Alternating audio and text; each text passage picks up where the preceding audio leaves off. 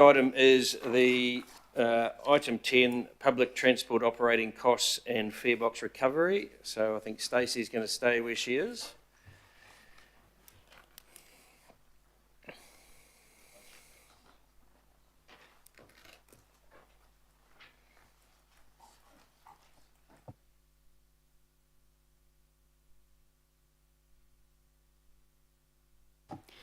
Thank you, Chair. And I have with me today David Stevenson.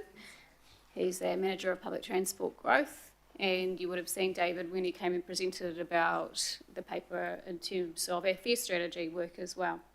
And so we're going to take you through a brief presentation, acknowledging there's a lot more information that you have within the paper itself.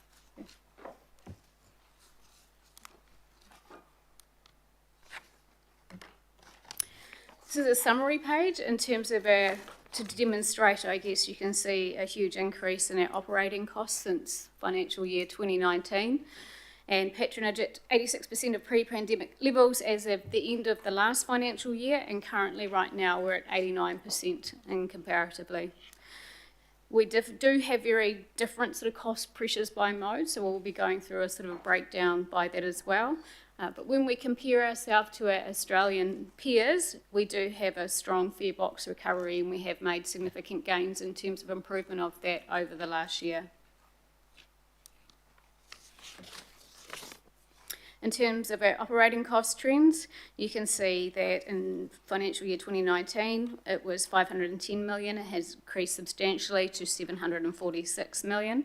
The most significant increase in financial year 23 was 17.7% and a further 11.9% in FY24.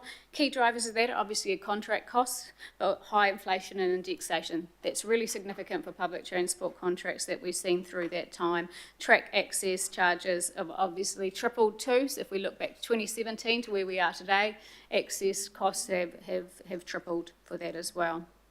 We also have done a number of service enhancements. Of course, during that time, we've made substantial changes in terms of improving cost components with that too, so that's important to have that overlay. We did take out a substantial amount of what I would call capacity coming into the city to align with what we're seeing with patterns across the network. So at all points in time, we've aimed to take costs out where reasonably impractical we can do so in order to be more efficient. We've obviously had substantial changes to some of our operating platforms during that time. So if we sort of look at it on a mode-specific basis, 326 million to 464 million towards bus services. It also has the most resilient in terms of patronage recovery that we've seen. We have adapted over the last few years in terms of taking out peak capacity, particularly coming into the city and out of the city, and try to balance everything. But we've had a 7.3% compound annual growth there since that time. We're seeing good uplift again going into March on buses as well, so it will be over 100% of where it was. Rail, we've gone from 154 to 212 million. That's largely attributed to increased track access charges. What you're actually seeing on here, and we'll go into a little bit more detail, is there is a big uplift in train that's attributed to the actual contract cost with Auckland One Rail, but that's because they weren't in this line before. So in terms of the facilities management component of that, both hard and soft services are now represented in the base contract cost, which is included in this description that you're seeing, as well as the train maintenance contract that we have as well. Ferry has gone up significantly, 29.2 million to 69.6 million. Important to understand with that actually the largest cost contributor to that is when we brought in Devonport service to our management, because that was obviously the most sort of largest ferry service across Auckland and a high frequency, so that was the big uplift that you see there. Obviously indexation and also the Ferry Accelerated Training Program and wage increases with that were big contributors of cost.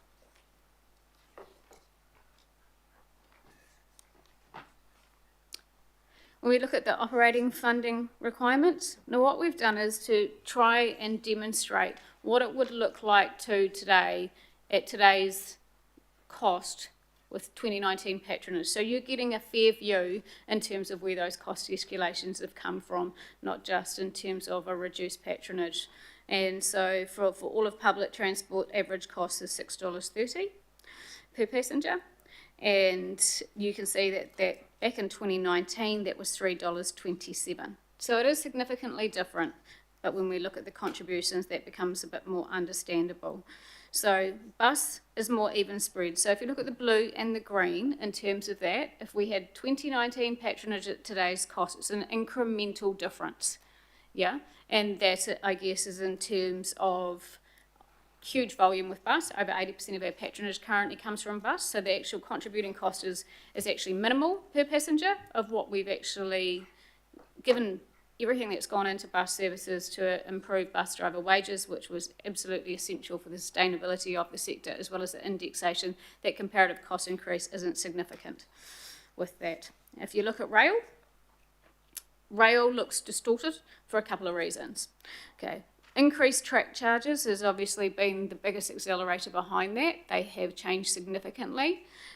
Also, in terms of, in order to make sure we're measuring apples with apples, it's the contract cost. So when Auckland One Rail contract started, it's an integrated contract. So the facilities, the hard and the soft services were rolled into that contract, as well as the management of the CAF EMU maintenance contract. So you are seeing a full cost component for rail here, which is different from the other modes. Ferry, if you look at ferry, has had big increase from 2019, and again I'll say obviously the Devonport inclusion into that, but also in terms over the last year, ferries only really just starting to get back on track. So we've only had full services sort of operating on those particular routes for a while, but of course there's been a big indexation cost that's happened for ferry as well.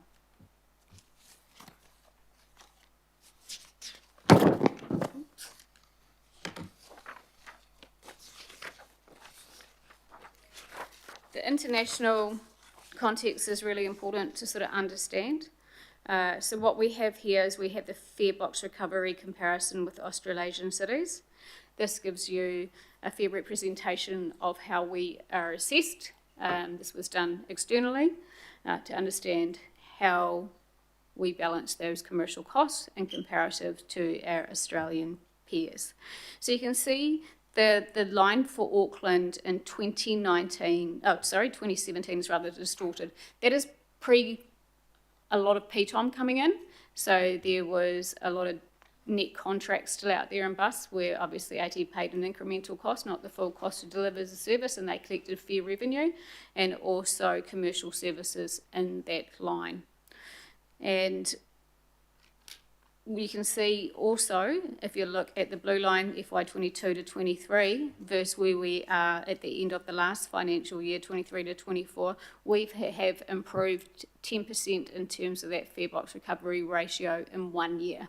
So it definitely shows that we're really trying to improve the commerciality of delivering the services as well. When the team did the fare strategy, we looked and ranked ourselves against a lot of cities to understand what it looked like for affordability, and we ranked 7th for short distance fare affordability. We ranked quite weak in terms of how much it cost from a long service provision. So for those people that had to travel longer distances and through multiple zones, they paid, I think we're 44, weren't we, in terms of the global comparison? 33. Sorry, 33 out of 44. So we ranked pretty poorly in that category.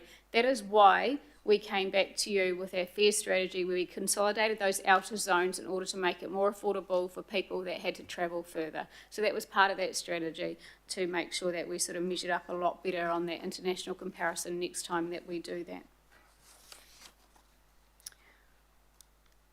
In terms of future consideration, obviously key influences is the fare cap impact from that. Obviously that does erode the fare box and overall, but is obviously something to encourage more public transport use, and does seem to be working well for people, and keeping that consistent as we did the fare change this year really went a long way to helping people in terms of their budgeting costs. The funding challenges, of course, are consistent, and we are going towards that new model that we talked about with the private revenue ratio. That will look a little bit different in terms of as we come back to you with those new measures. So we won't be able to necessarily measure like for like from the previous years because it is a very different measure, but we will try and bring you the relevant data to be able to support that as well as our peers. Council funding challenges, the rail network disruptions, over the next year, it's reasonably accepted, and thank you that there's going to be a level of disruption on the rail network. We will not reach our full potential or get back to where we were with rail until we're through this next period of time. That's being realistic about the situation. What we are seeing is there's been big uplift over the last couple of weeks with rail, as expected, as more people are coming back and moving about our city, but we will not achieve those numbers, and therefore rail will remain, if on these measures, look expensive in terms of where it was. Changed travel patterns, we're still seeing that suppressed demand, in terms of that peaky change to the week. So Monday was a real surprise though. There was a lot of people that travelled on this Monday for some reason. It was quite a different pattern than what we have seen. That may represent that people are asking people to come back to office more in that type of scenario. Could be that as well, absolutely. And so people are maybe spreading the jam in terms of picking and choosing the days in which they're coming in. So we will be watching that. But realistically, most businesses will not go back to a 5-day-a-week in the office scenario, so we need to attract more Aucklanders to use public transport. We still see that weekends are significantly different since pre-COVID as well. A lot more people use public transport on weekends than what they did prior to COVID, so we're regularly 120 to 140% over what we were and up from there. So a lot more people using public transport, and of course we've got new service integration, so a lot will change in 2026 as we bring in City Rail Link as well and integrate that to our network. That's an opportunity once we get through the next period of time to look forward to as we improve. And of course we've got Eastern Busway, so that will continually improve. And I suggest what we do is we bring back an update of this periodically so you can understand how we're sort of tracking against that, both this measure as well as the previous new coming measure with the private revenue ratio that NZTA are going to be measuring us by going forth. Thank you, Chair. I will ask for questions. Thank you. Thank you. Okay, someone want to move that the report be received? Thank you, Morris. Seconded, Chris. Okay, so questions. First one, Billy. Thank you, Mr. Chair. Kia ora kōrua. Stacey, how does AT's equity framework assess the impact of fare increases on Māori communities, particularly those in West and South Auckland, and what measures can be implemented to mitigate the financial hardship these fare increases may impose, not only on Māori but low-income families? Thank you for your question. We try and assess the fare strategy to ensure that there's what I call different concessions available to meet different economic needs. And last year a community connect concession came out, so that's for community service card holders. That gives them half-price public transport. That goes a long way in terms of helping low-income families be able to access public transport. That is our predominant system. It's more about, what I call equity of access when we think about communities and the different socio-demographics, and making sure that we've actually got good service delivery into them so that they're able to get on public transport in the first. That's been a big focus in recent years to make sure we have that network coverage to enable it, and that's still very much a work in progress and future improvements too. Cool, thank you. Thank you. Chris Dovey. Thanks, Stacey. Hey, just in terms of the fare box recovery, that so-called fare policy, this appears to be like we've got a lot of financial information here. I'm interested in understanding whether the fare policy is viewed through the financial, the economic and the social lens, and how much weight is given to particularly the economic and, say, social outcomes as opposed to the weighting on the financial. And I know we've got a government that says financial, but we have other responsibilities as well. And then my second part to that, does AT's fare setting deliberately grow both revenue and patronage? So is it mindful when the fare setting is arrived at that it actually delivers yield on patronage in addition to revenue? So both are managed. And if so, what has AT learned from the substantial increases in ferry fares in terms of patronage yield and revenue yield over the last month, if those numbers are before you? I know it's a short period. I will answer some and probably get David's expert view on this as well, given the fare strategy view. Now, the fare strategy was very much what I call a balanced conversation about how we can attract more people and improve our commerciality. And so that was the key focus of it. So we made sure that, obviously, considering our fare types, our concession types, and also what we're seeing and how we ranked in terms of access across Auckland, how we could best balance that. So it's very much sort of staged in order with fare products, like the $50 fare cap, like the child concessions, tertiary concessions, etc., Community Connect, and how we can best balance that. So it has all views. It's not just about the commerciality aspects, it's very much about the inclusion aspects and actually how we can attract and improve uplift of public transport. All those sort of elements were sort of considered in it, particularly you would have seen that came through strongly, making it more affordable for people who travel longer distances to use public transport. A lot of those customers saw a cost down with the fare change in February, and public transport became more affordable for them in terms of that. Do you want to add to that? I can probably add to that a little bit. I think Stacey's covered most of it. We're trying to balance the entire network when we look at the fare policy and changes. I think something that's probably outstanding is limitations within our ticketing system. Stuff like the $50 weekly cap would be more equitable if you could have sort of nested caps based on travel behaviour. So you can benefit more customers with a cap based on the distances they travel, not just a global $50 weekly cap. So there's things in the future with the new ticketing system that will be able to address those types of things. But the rest of it is very much balancing so the fare box recovery versus patronage decline if we're pushing up fares. And I think we've probably not answered the ferry question. Yeah. Stacey will probably answer that. I can answer that one. In terms of what we've seen across ferry over the last week, it's actually numbers are getting better. More people are being able, in those inner harbour ferries, though, able to take advantage of the $50 cap. And so a lot of the Devonport users, as an example, will be getting that $50 cap benefit. So from Thursday, they will be able to have free ferries, their free commute ferry for the remainder of the weeks. They'll get a day and a half or 2 days free. And so that seems to have been picking that up and being part of that increase that we're seeing in terms of the $50 fare cap. But ferry numbers are good.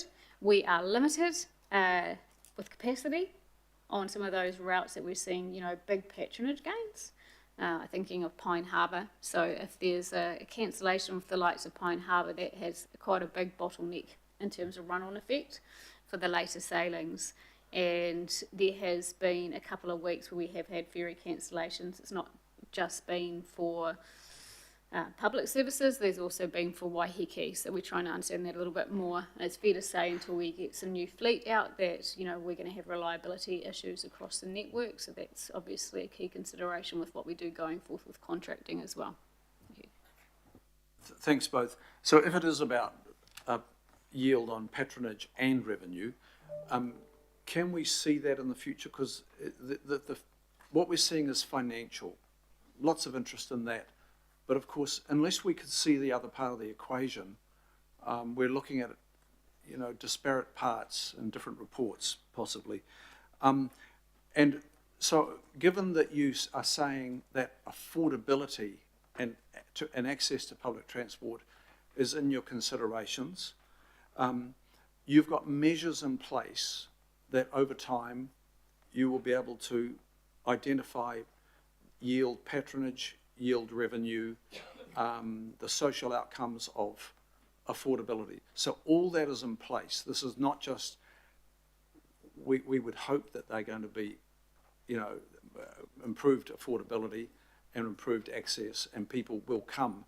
You are in the process of putting in place measures to check whether the direction that Auckland Transport has taken is actually delivering the expected yields.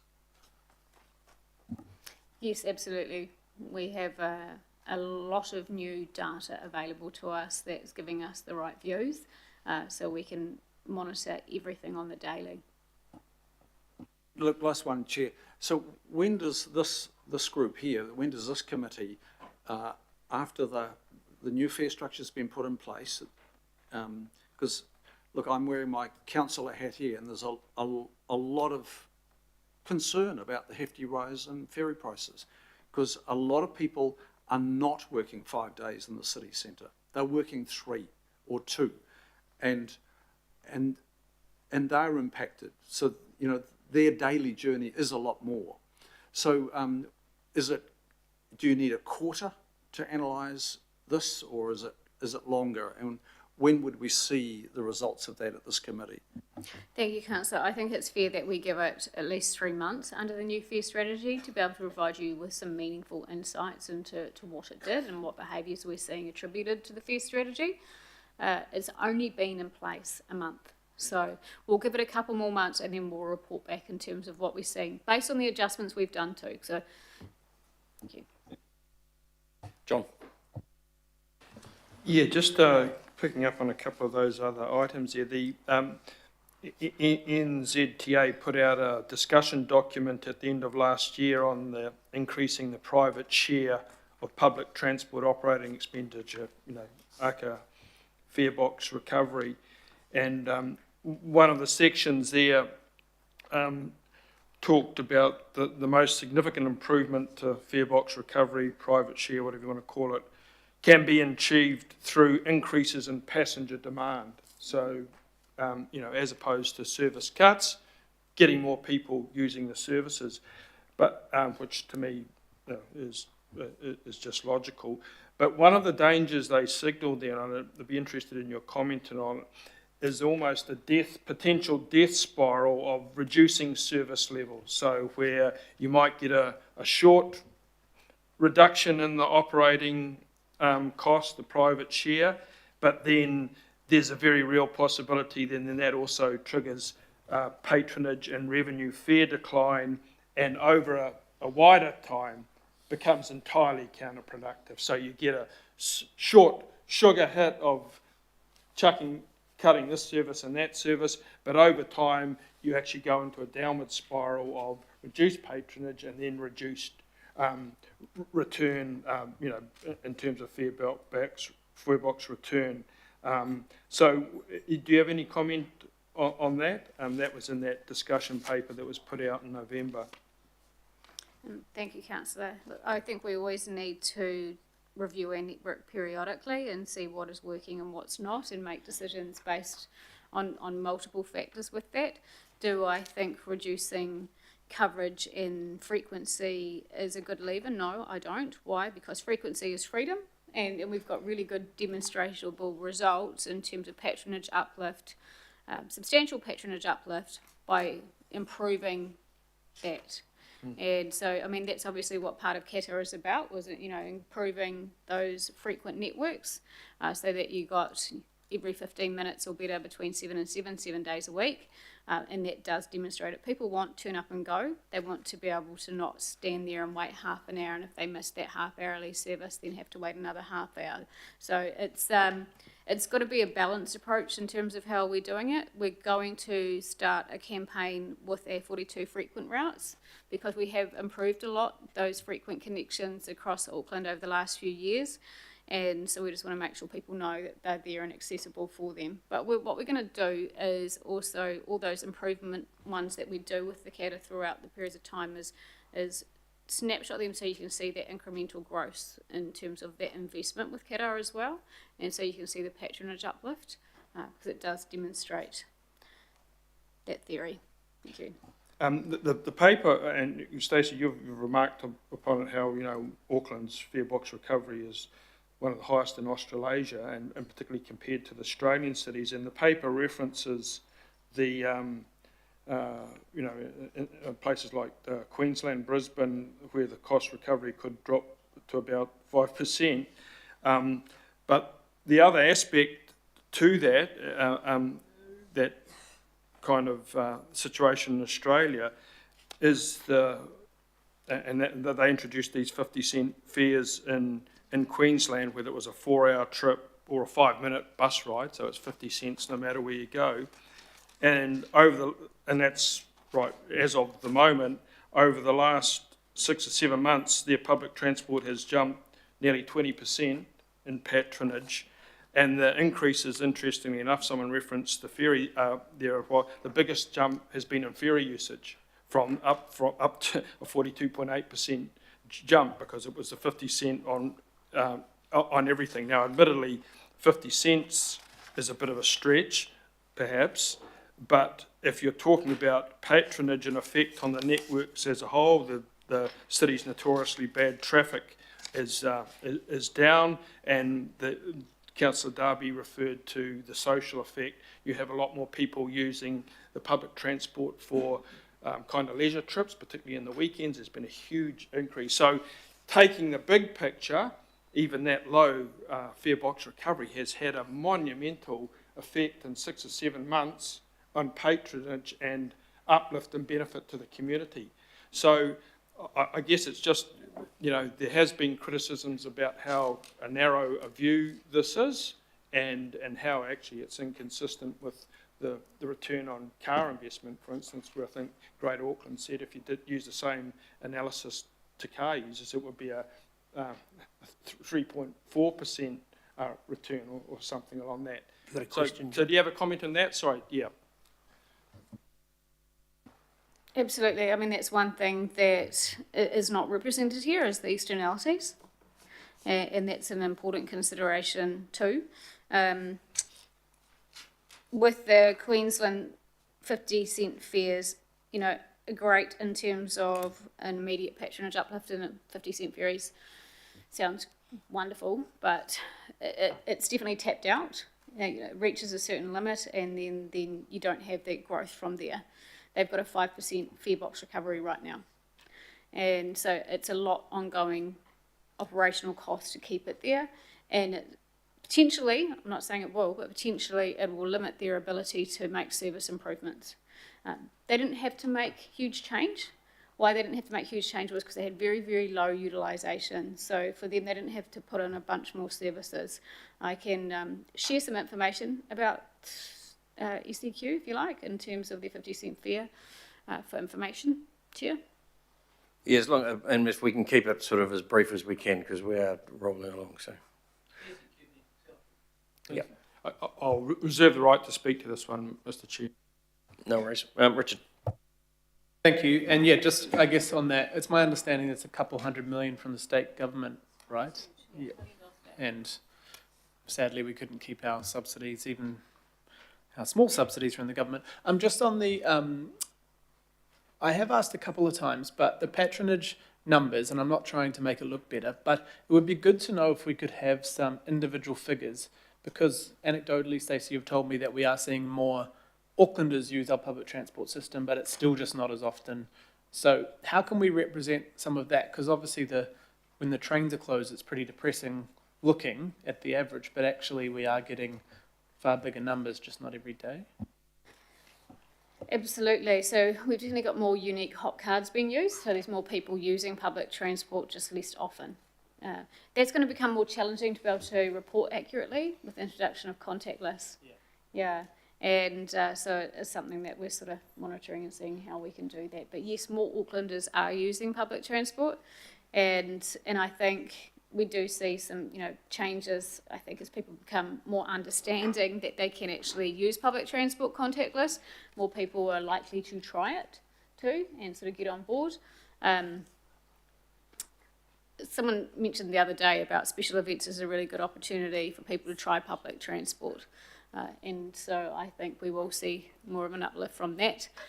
It's going to be constrained in terms of cost components with special events.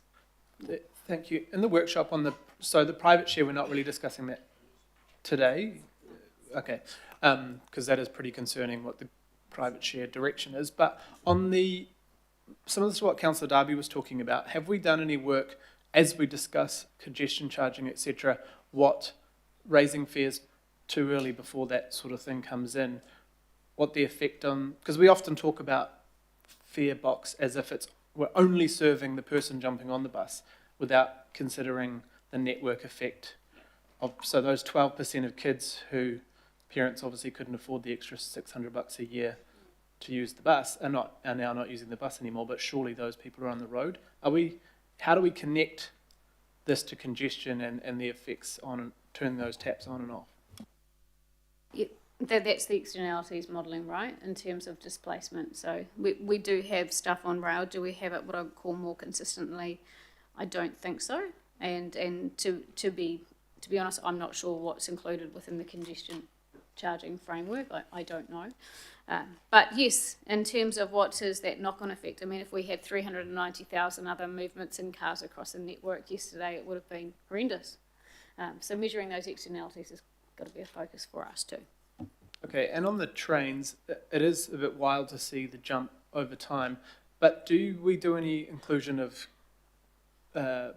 kilometres travelled? Because I know that those train, compared to a bus is quite different. And also, is that including that jump up, is that the average even when it's closed? Or are we trying to pull out a month that it's open? Because it seems like an unfair way to measure rail if we're getting zero revenue for some months. Where you're seeing, obviously, which one are we looking at? The one with the three.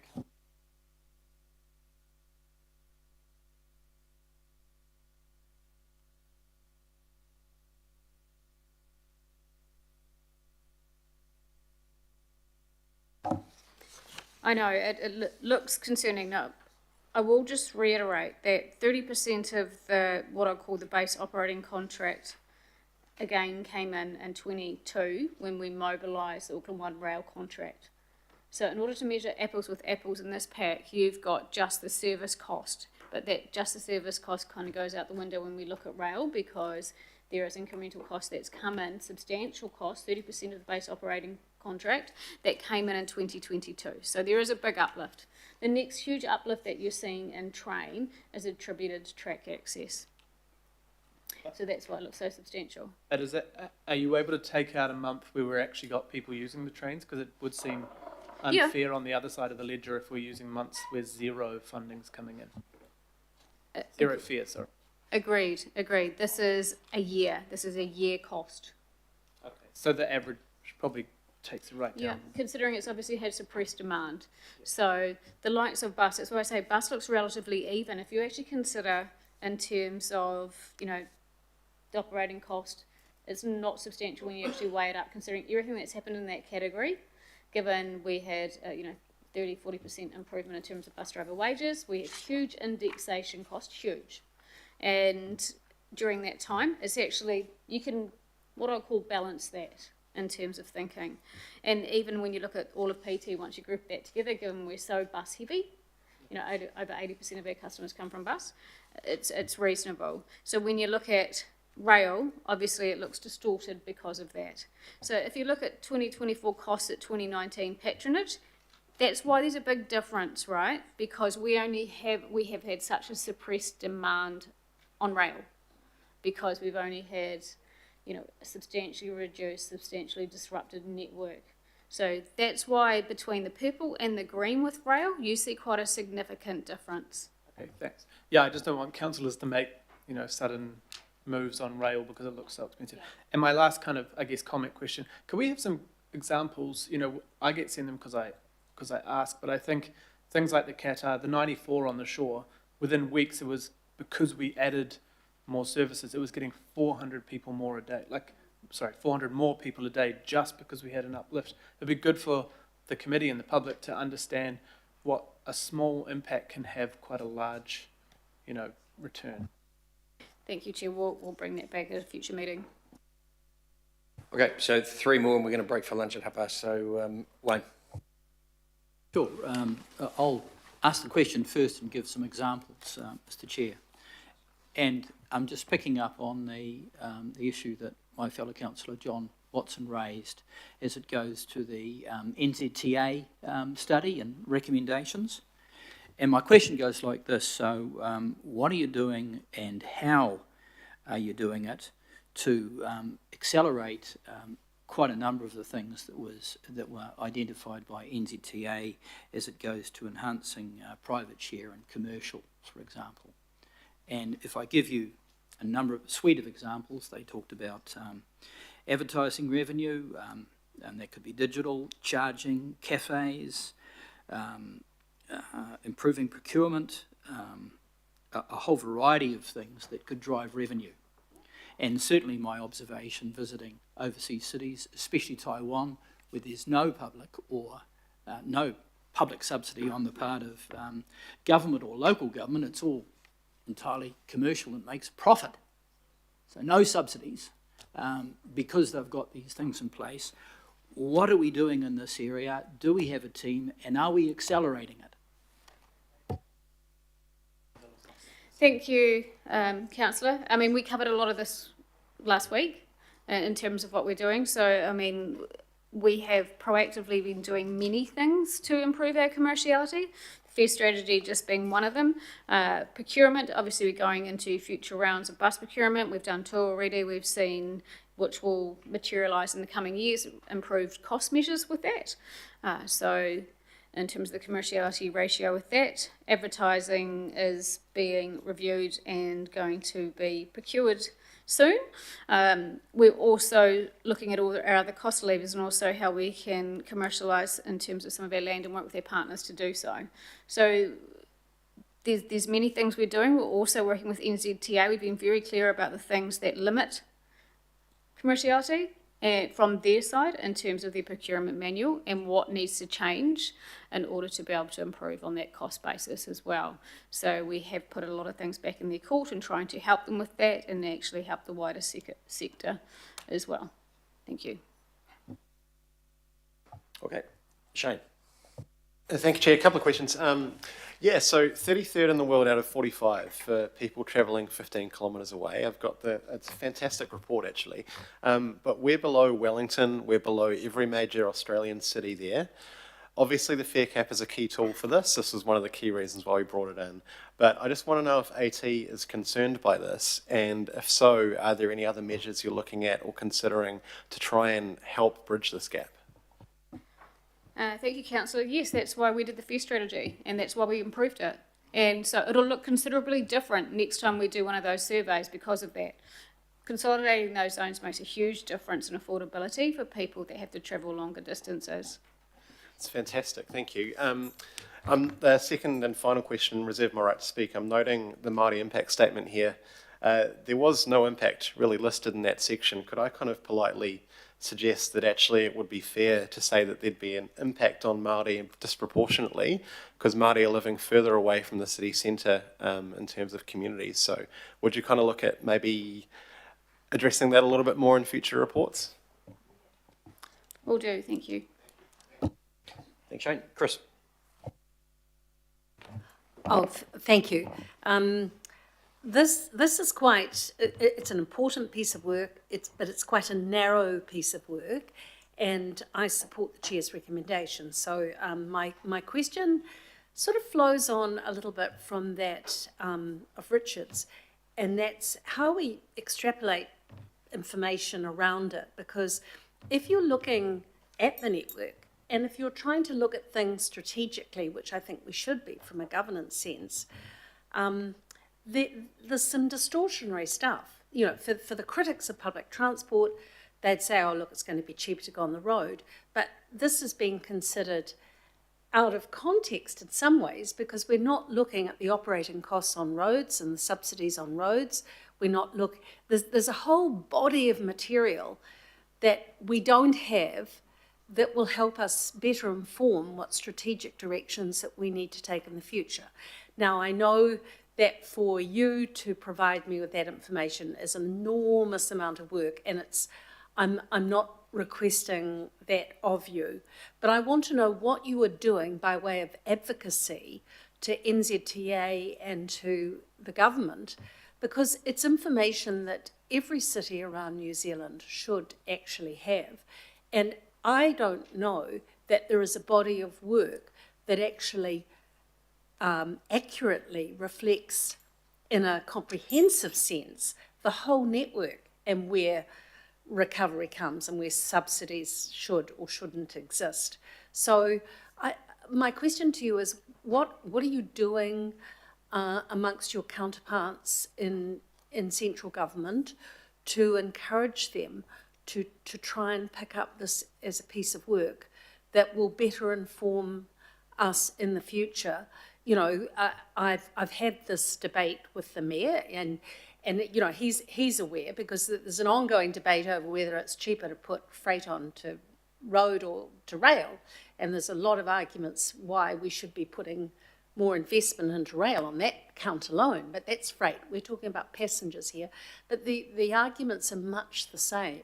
And if we are to really have a sensible debate about the time of use or congestion charging, we need all that information. So just want to know what you are doing to play your part in trying to bring that information to us.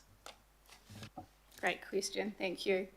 There's still a lot of work that we're doing with NZTA in terms of, you know, public transport affordability and also the value proposition of public transport. We did last year, but through the Aotearoa Rail Committee, we had a piece of work done in terms of the value of rail. So it obviously sort of looked at some of those externalities that rail brought. As an example, something like that needs to be done for public transport. The thing is, some of those certain components aren't considered in terms of some of the frameworks used, and so we need to understand that a little bit more, and also how we can influence that more broadly, because there's some of that thinking sort of needs to change with it, because accessibility is integral for a city, as I know everyone here understands, that social inclusion aspect and actually being part of a community and being able to move about is super important, and a lot of people do not have the means to do so without public transport, and I think sometimes that point is often missed. So the social harm of not having that is considerable, and actually how you can measure that. And another very quick question, which is separate to the first, to David here. What you were very pleased with patronage on Monday. What do you factor in by way of weather? When the weather's great, are we going to see more people catching public transport? Thank you, Councillor. Another good question. When it rains or when it's stormy, people stay at home. We do see a suppressed demand. A lot of people will choose to, if they have that option available to them, obviously not everybody does, but if people have that option available to them, we do see a dip on that day attributed to the weather of the day. Yeah. Okay. Sorry, probably just jump in on that one. I think what we downplay is that change in travel behaviour on the network since 2019. It's something that my team's constantly trying to get their head around, is what's changed. The 2 days a week at home, if you look at the gap in our patronage, it makes sense. The challenge with that is obviously you still got to run the same bus services, you still got to run the same level of service, if not better, to get people onto public transport. So I think we were looking at the city centre stats in the AM peak, we're down 29% on 2019 still, of people coming into the city centre across all modes. So the gap is justified by that plus rail, but it's what we're looking at is what more can we do to get new people onto public transport.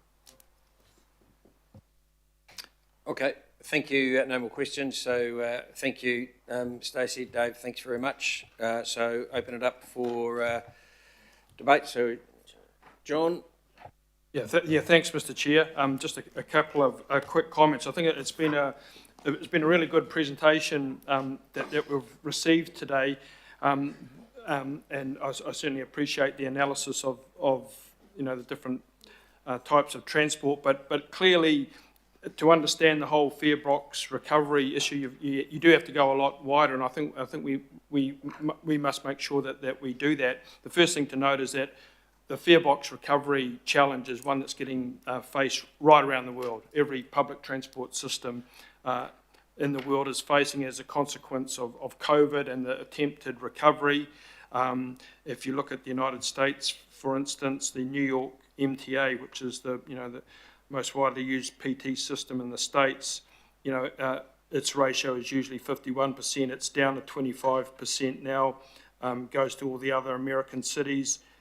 In Europe, 60% of the transit systems have ratios below 50%. So there's been a change in behaviour, and we're on a kind of road to recovery now. So I just, my plea to us as the councillors is not to take a short-term view, because that would be entirely counterproductive. A number of other councillors have talked about, how public transport benefits people both who use the mode and those who don't. Obviously, more people that get on buses and ferries and trains free up the rest of the network. And it is important to take a whole of network approach. This zeroes in on operational spend. If we chucked in capital spend, that would entirely change the comparison between the different modes. The city rail link that we had earlier, 5.5 billion, plus goodness knows how many 100 million for the trains and the level crossings and all stuff.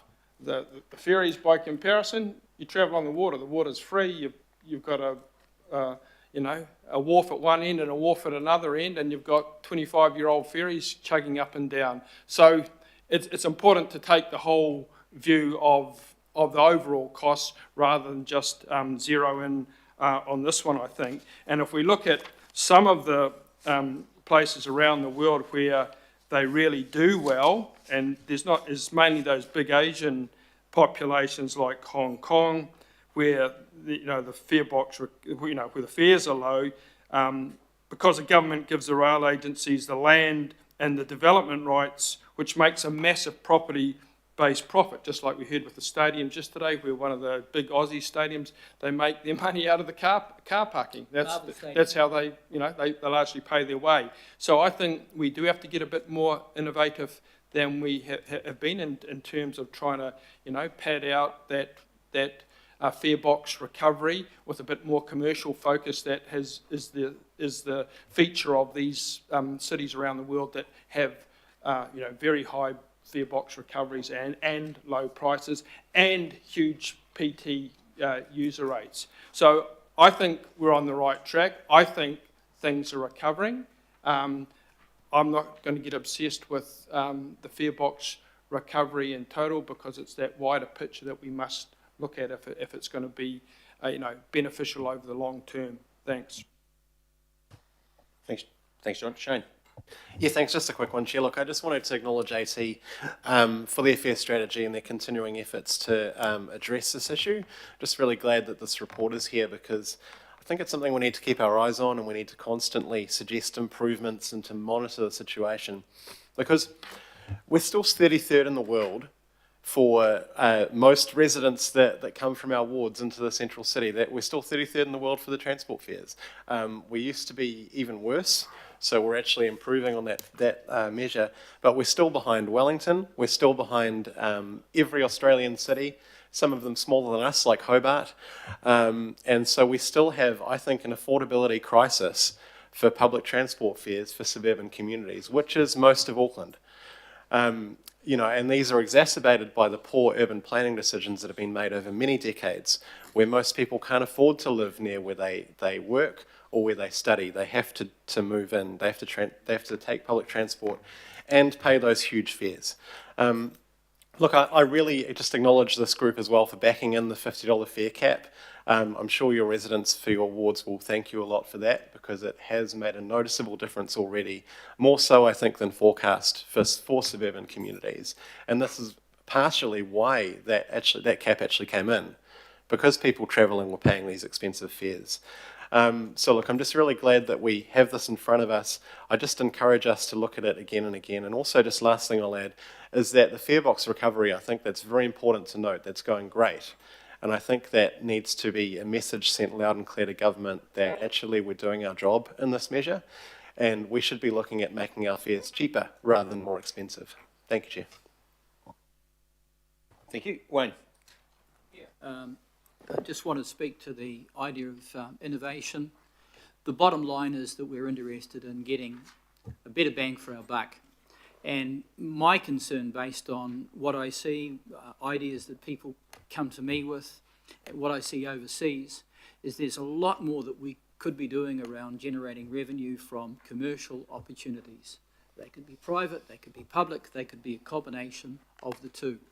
And we need to accelerate that. So maybe Auckland Transport could consider, you know, hosting an event and inviting people to come up with ideas, generating the templates for business cases so that people that want to have a 7-day week ferry service in an area can actually work something up, so that people in the private sector can work something up and make an approach. And 9 times out of 10, a lot of these things are going to make economic sense and save us money, have more people using the services, which means a correlation with a safer service, which is a real issue.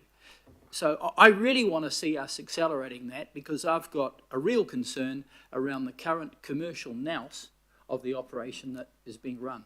Thanks. Thank you. Mike.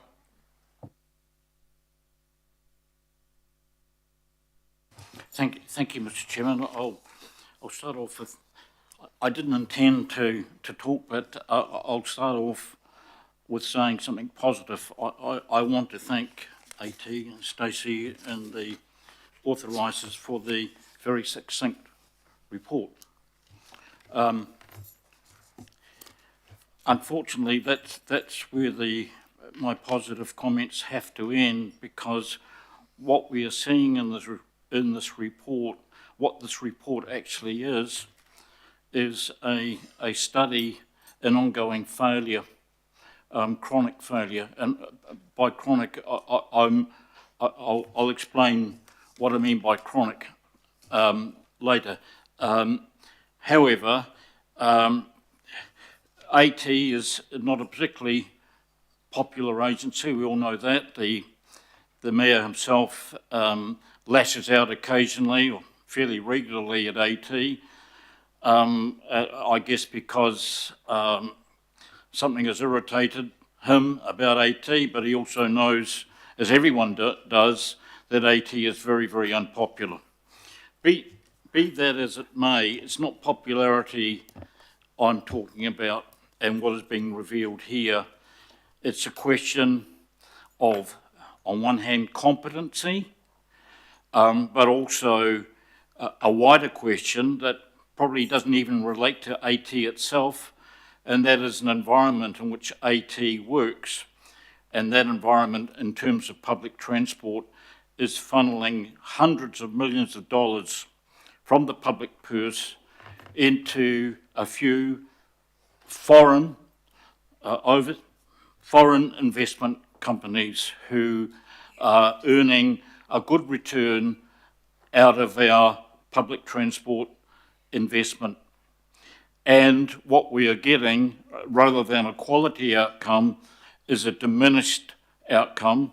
And I notice COVID appears throughout the report. I hate to say it, but when you see reports with COVID in it now, written in it 2025, it's usually people grasping for a rather desperate excuse for failing. And as I say, this report, laudably succinct, is a study in failure, a process that is ongoing. So rather than kicking AT and its inability to push back against the demands, the rising costs, in other words, the demands of these overseas companies, whether they be ferries, whether they be Auckland One Rail, whether they be Kinetic, of foreign companies, one wonders whether AT policy is to even try to push back. That perhaps success for AT is the more money they give these people, the better. But of course, that is just not sustainable for Auckland public transport. We know that there is a huge investment currently underway, and that has its own story in the CRL. But in terms of that investment, the way things are going, not only will we not get a return on that investment, but we will not achieve the public transport and traffic decongestion goals. and even carbon emission reductions that we have set for ourselves because of this chronic failure in our public transport services. I, for a number of years, benchmarked the Auckland rail service compared to the Wellington rail service, and on every indicator, Auckland failed compared to Wellington, including fare box return. And for many, many years, rail fare box return was around in the low 20s. Now, though it's not really clear, AT is talking about its fare box return being comparatively better than anywhere else. We believe that Auckland has a higher recovery rate than Wellington and Christchurch. Believe? What's happened to data sharing? I mean, are we going ahead or going backwards? Believe. You know, these figures should be obtainable and should be able to be produced. So the question, I'll wrap up, Mr. Chairman, the question is not about AT's unpopularity, or AT's competence, or rather the lack of it. The question is, what are we doing as the governing body to correct this? I was on the Oneitangi bus heading towards the ferry, I think in December, and a gentleman on the ferry waved to me, the New Zealand Herald, and said, you know, Auckland Council is taking over AT, and the Herald didn't quite say that, though it certainly hyped things in that direction. Sadly, that is not the case at all, but you'd be surprised how many people believe it. But it's time that we thought very, very seriously about the whole system that governs public transport services and the hemorrhaging of hundreds of millions of dollars of ratepayers for a diminishing return, which is on track for failure. Thank you. Richard? Good, thank you. That was interesting. I mean, the hard thing for AT is the fact that more people are using our services, but not everyone is using them the way they were pre-COVID. I would love to see everyone around this table come into the city 5 days a week, let alone 2 days a week. It would be great. So, you know, we could show an example of what it looks like if we expect somehow magically AT are going to get everyone back exactly the same patterns as before when it, you know, I think we had workshops yesterday. How many were in? 6 people?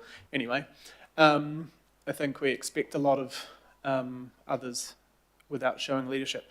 But the on the fares and the work, I think we're 20... I don't know how many thousand services go out there every day. We get pretty good services. Our main issue right now is that we are having to close the trains. We cannot count anyone if things are closed. And that is also because with the last government, the new government and us requesting significant upgrades. You can't do $330 million of upgrades on a rail network without having to close it. And maybe that's for decades of not asking for that investment. So I'm glad we're finally doing it. But it is frustrating when things don't go right. The other thing, it is disappointing. I would love for us to be Queensland, but that's $300 million from a state government. We got the 40 million odd of the government taken off us, unfortunately, early last year, which has now put that extra $600 a year back onto parents, $1,200 a year if you've got 2 kids at school. So that is a tough ask, getting those kids back when money is so tight right now. So I think we all have an opportunity to continue. Chris and I led a number of years ago the free kids weekends for under 15s, and that, you know, that was $500,000, yes, but it had a significant uplift in kids and families using the. So I think there is opportunities for us to continue to push, increase our budgets. A lot of this is up to us. AT's doing what us and the government give them. But, you know, I will acknowledge coming down the track, if this private share model comes into play from the government, it is going to make things much harder. We're going to have to put up fares to match this, and I'm glad AT at the moment are pushing back and saying that it will be catastrophic if we move to that direction. So I just hope that we can add more factors into this around what it will mean if we have to raise fares or commercial funding in the speed that the government expects us to reach those percentages. But it is up to us. We can put more funding in, but those percentages coming from NZTA government won't be up to us. But I just want to say, you know, we have a growing public transport system. It's far better than it was when I was young, far better than it was 10 years ago. We've got a lot more to do, but a lot of it is up to us. And guess what? In a few months or years, more of this is going to be in our control. We are going to be governing a lot more of this, and we won't be able to point our fingers at anyone else, all the people out there doing the great work on the public transport system. Thanks. Thanks, Chris. Darby. Thanks. Look, I'm really encouraged by the engagement and the conversation on fare policy. I don't think we've got stuck into it. And, you know, particularly Councillor Watson, your engagement on this, it's been consistent. And Councillor Shane Henderson, Councillor Hills, you know, it's a discussion we're going to have to keep having.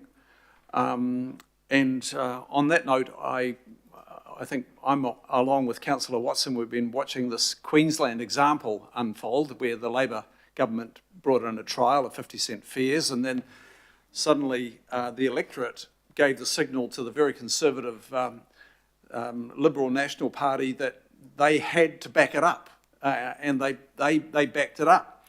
And but it's not that simple. I've actually just this week written to the Minister of Transport and Main Roads in Australia asking for their internal and external reviews so I can personally understand it as a councillor. But then I started looking at some other global examples around the world, and it's not that easy and straightforward to just benchmark against other cities and say, look at their fare box recovery, look at their fare structure, we should be doing that. Because they're all coming off different baselines. Our baseline is unique, and that's no excuse. But if you look at a city like Tallinn in Estonia, or Luxembourg, but particularly Tallinn, they brought in free fares 11 years ago. Their patronage for public transport, and this could be an outlier, and I'm not just highlighting this as the outlier negative, but their public transport patronage has dropped and car ownership has gone up. But if you look at the uniqueness of them, they were coming off a low fare structure anyway. What global surveys say is, and this is around the world, generally around the world, affordability is important, but outweighing that is the quality of public transport, the reliability of public transport, and the comfort/safety of public transport. That's what users want first. And it's coupled with fare affordability. But you can't consider those aspects of public transport in isolation of fare affordability. And this is the challenge that Auckland Transport's got.